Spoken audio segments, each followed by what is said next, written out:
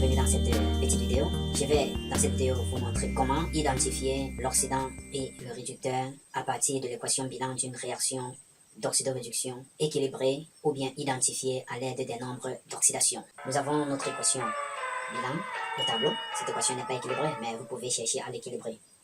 Déjà, nous avons les éléments qui subissent l'oxydation et la réduction. Une fois que nous avons identifié ces éléments en déterminant les différents nombres d'oxydation avant et après, Cu, c'est un corps plus simple dont le nombre d'oxydation c'est 0. Pour cette molécule, le nombre d'oxydation de l'oxygène c'est moins 2, donc celui-ci ce sera plus 2. Ici également j'ai un corps plus simple, 0 pour nombre d'oxydation. Ici, dans cette molécule, le nombre d'oxydation de l'hydrogène c'est plus 1 fois 3, ça fait plus 3. Maintenant, le nombre d'oxydation de N ce sera donc moins 3, car la somme des nombres d'oxydation des différents éléments doit être égale à 0. Donc on aura moins 3 plus 3. Qui donnera bel et bien 0. Dans ce cas, nous identifions ici la réduction et en bas l'oxydation, car il y a une augmentation du nombre d'oxydation de l'élément ciblé. Une fois que nous avons effectué cette tâche, on peut conclure qu'il s'agit d'une réaction d'oxydoréduction. Donc ça c'est l'identification déjà de la réaction en tant que réaction d'oxydoréduction. Bon, l'objectif c'est de déterminer l'oxydant et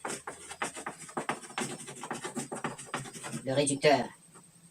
Alors l'oxydant c'est quoi? L'oxydant c'est toute espèce chimique contenant un élément dont le nombre d'oxydation diminue. Alors que le réducteur c'est toute espèce chimique contenant un élément chimique dont le nombre d'oxydation augmente au cours de la réaction.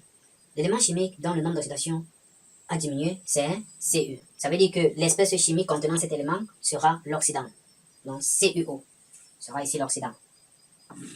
Vous pouvez également retrouver l'oxydant de cette façon.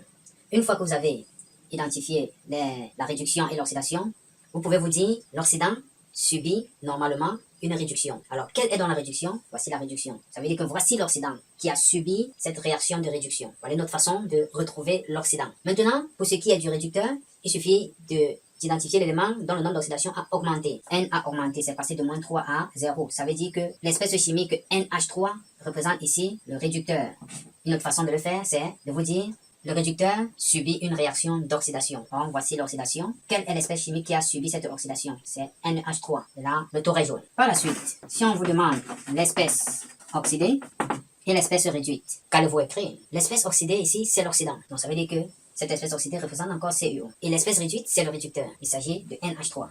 Donc, on aura ici encore CuO et là, NH3.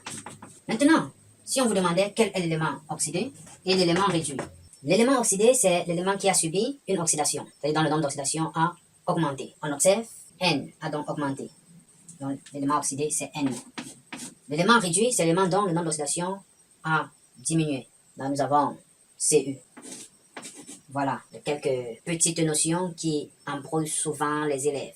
Donc voilà comment identifier l'oxydant, le réducteur, l'espèce oxydée, l'espèce réduite, l'élément oxydé et l'élément réduit dans l'équation bilan d'une réaction identifier ou bien équilibrer à l'aide des nombres d'oxydation.